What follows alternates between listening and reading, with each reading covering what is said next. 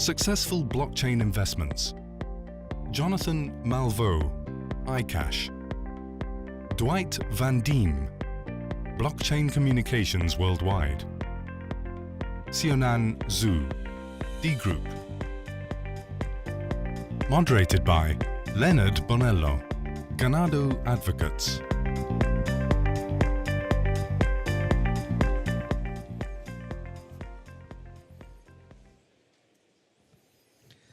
Hi everyone. As you can see again, there was a bit of a mix-up in the presentation, but I'm happy to have here these guys because I've been knowing them for quite some time, and it's great to actually meet them here. So I'd like to start with the first question. We're seeing a major shift from public sales to private sales. What is your impression? Yeah, well, I mean, firstly, thank you everyone for sticking around for the final event. I'm quite impressed to see quite a few people still here. So from my point of view, at our company at BCW, we are sort of a consulting advisory company that sort of helps projects from ideation through to a token generation event, i.e. exchange listing. I look after the investment side of it that sits in the middle.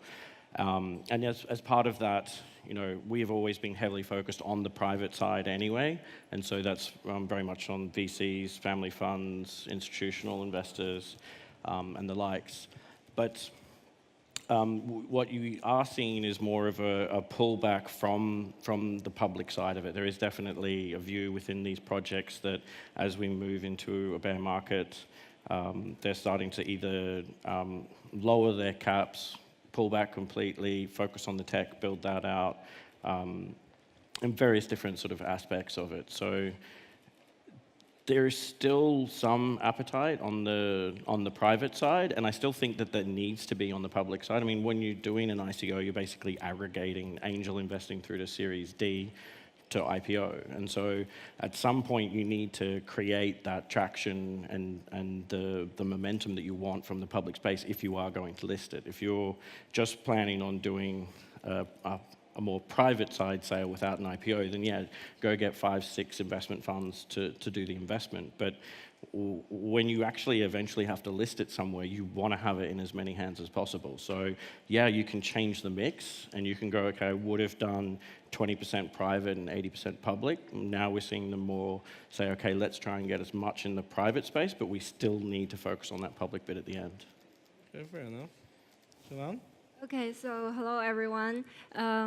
A brief introduction about my fund. We are one of the earliest and largest crypto funds started from China. And we also have our OTC trading and also market making team. Our founder started 2013. He once owns the largest Bitcoin mine in Asia. And then June last year, we started to raise a BTC-based fund. We raised 8,000 BTCs to invest in crypto projects. So regarding the question, yeah, we saw that the major shift from public sale to private sale. I think it happens late last year when more and more VCs started to look into crypto projects and want to participate. And I think because only by purchasing public sale tokens, they cannot get enough allocation as a fund. So for project side, I think it's they would love to involve in like famous VCs to get more resources in terms of getting more partnerships, users, and also business advices.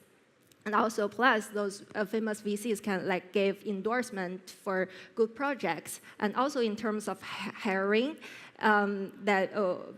like good candidates would love to join companies to that with endorsement from top VCs. So which is very good for projects to do private sale with VCs, and also for public, because most of people, they don't have like lots of experience in terms of investing. So that will be a very good guidance for them, for public to follow some like investment advices from VCs too. So it's like for the whole public and private sale environment, I think it's like win-win for both, for all the participants. So Xiaonan, explain to me. So one of the projects that you have is to actually invest in ICOs, right? So I'm seeing that this is becoming more and more widespread to have these companies actually buying tokens, lock, stock, and barrel at private stage. And is that a good investment? To buy tokens directly through private sales from these startups? Isn't it too risky as an investment? As an investor, good question. So I think it depends on the market. So right now the market is really bearish, and we kind of twist our investment strategy now. So like last year when the market is really bull, and we like see lots of projects that valuation at 200 mil that with only a white paper and like kind of shining team, and I think those situation is not working right now, because we right now only look at projects that with like good team, with something already being built and ready to launch, with good user base, with good like developer community. So we only consider those projects, and also at the right valuation model. So I see projects right now, the valuation is all around, I think, 10 mil to 50 mil US dollar. So I think that's for the primary market investment strategy. And also for our fund, start from like 3-4 months ago this year, we also look at the secondary market because we really see some good projects that undervalued by this like investors lost their confidence, and the project really doing good, making good progress, and also so we started to invest in some secondary market also, which lower our risk. That answers your question. Any comments from your end about? On the bear market side, I mean, yeah, I would say that you know, it's been good for the industry to go through what we saw through 2017, 2018. I completely agree that like some of these valuations that you were seeing, where these guys just have a white paper. I mean, sometimes it's not even a real one that's like put together in a good way, and they're selling a dream. They don't have anything tangible there whatsoever, and then they can just go out and raise like crazy sums of money. And then you have like further issues downstream from that, where like a lot of the times they don't have like a CFO in place to do a lot of the treasury management or any of the other components. And then, I mean, from the VC side, you would never give this much amount of money to a company in one hit. You would just see it as wasted capital that's not being deployed correctly. And so you would see it as an overvaluation. You know, it's interesting to see the industry hopefully move back to a hybrid where there are control gates throughout, where a project is meeting certain things, where it's like at an idea stage, it's got 10 million, it's an MVP stage, maybe it goes up to 50, starting to move into a growth strategy, you know, and this kind of matches that angel Series A, Series B. I mean, when it comes back to the bear market side of things, I think it depends on where you're looking at. Like if your investor base is like these crypto funds, what you're seeing is like someone that was sitting on $100 million fund has now got like 20 million potentially to deploy because the price of Ether and Bitcoin have come down so much. So when they get pitched a project that they may well have put, say, 5 million in before, they're probably only going to put 1 million into it now. So I think there's just an adjustment down on both sides to make sure it pushes through. Briefly about public sales, I'm pretty sure that we're having the same effect with this bear market. It's affecting public sales. I've noticed the number of public sales that have been postponed and postponed and postponed again, simply because it's not the right time to launch. Yeah, absolutely. I mean, as I said in the first question, it's like the smart projects are taking that time to step back, build the technology, and then come back to market when they've got a much more robust product offering. You know, obviously they have to have the runway to allow them to have that process, and so that's, you know, probably a potential problem for a lot of projects out there. But the smart ones will look at it, step back from it, and then come back. We're also seeing a shift from utility tokens to security tokens. In the sense, when I say shift, it's not like there are many security tokens being launched, but people are talking more about security tokens at this stage. And again, security tokens can mean many things, but something that people are really talking about right now and exploring is equity tokens, in the sense that they give you the same rights as an equity holder. So you would end up so the token holder would be the shareholder of the company automatically. Now, there are many difficulties for that to happen. So there are many stumbling blocks, but I'm pretty sure that in 2-3 years it's going to happen. So do you think it's going to be the future of token sales? Equity tokens / security tokens? Okay. So in my point of view, because right now the regulations on token sale in terms of crypto exchanges is not very complete and mature. And so as an investor, we would like to see projects that doing this equity sale and also like security token sale. So we kind of want to participate in those projects because we are feeling safe. Because right now there are lots of crazy situations in the market. Like some projects, they just take the money and then extend their lockup period to before we see 6 months, and then they just change it to 2 years. That investors are not being protected by just participating token sale. And also exchange-wise, we see some really big and famous exchange. They can do whatever they want, such as when the price of coins are volatile, they just pause.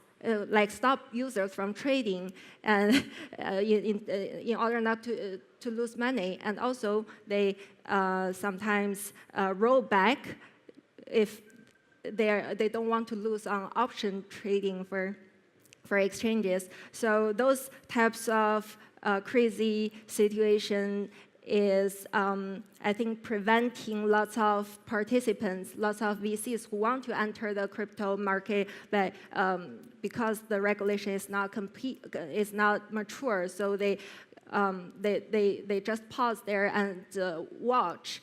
So I think by more security tokens come out, and also when you mentioned equity tokens, so I think those people who are just watching, they can step by step to move into this market and begin to invest. Yeah, and I mean, I think it makes more sense as well. I mean, if you look at it like what the world we were going through, you were issuing a utility token, which basically means you can raise a lot of money without having to give anything up. I mean, the only thing you're potentially giving up if you've done it right is you're basically pre-selling your accounts payable from your balance sheet to say that like over the next X number of years, I've pre-sold this, I'm going to take it in revenue, I'm going to build it out, I'm going to push the product out. Now, as you move to a security token space, you can share that equity play and you do revenue sharing or whatever model you want to do. But if you were just to do the security play, you're not going to burn a security token to use a platform. So it makes good sense to issue a security token, allow someone to have the upside benefit of their investment, but also to potentially alongside of that issue a utility token for the future use. I'm interested to see the models that come out. Agreed. Any questions from the floor, please?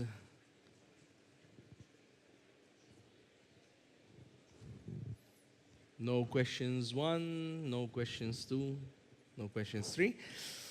Okay, so thank you very much. Oh, there is a question. Yeah. Can we have a microphone, please?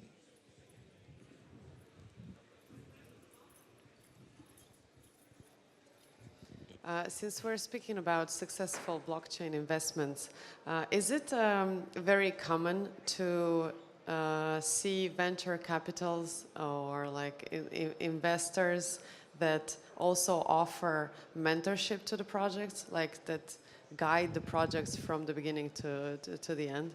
Is it a common thing?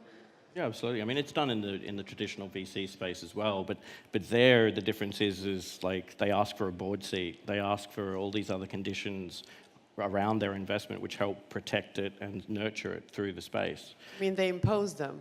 Well, yes, you could say that they also impose them, but on this side of it, I mean, some funds would just invest and then just cross their fingers and hope that the project can go and execute on it. For us, we do the investment, but then we also stay with the project and make sure that they can execute all the way through and post it. Because a lot of the problem is they're very focused on the fundraise, but then not the business operation process afterwards. So I think it's absolutely important that So you think it stops there at the fundraise phase? You mean, I mean the mentorship and the guidance? Yes. Very much so. Okay, thank you. I think for different funds that have different kind of incubation procedures. For our fund, we more like start from doing investment banking work, like start from fundraising, and then we introduce media resources. We help them to connect with some like community, developer community, and also we help with talk with exchanges, because we are investors to some exchange, major exchanges. So we have good relationship with those exchanges, and we would love to our project, because exchanges, they have a queue of hundreds, thousands of projects that they sometimes cannot talk with each one. So we help them build good relationship with exchanges. And I also know that a friend found called DDC that they incubate a project called DGroupe, which starts really early stage, start from finding the correct person for the correct position, so the completion of the team, and also help with white paper, help with advisory. It's more like full procedure incubation, so it's different case by case. Thank you. You're welcome. So thank you very much for being with us, and thank you to our panelists here, and I hope you have a good rest of the conference. Thanks, guys. Thank Thanks, you. Joe.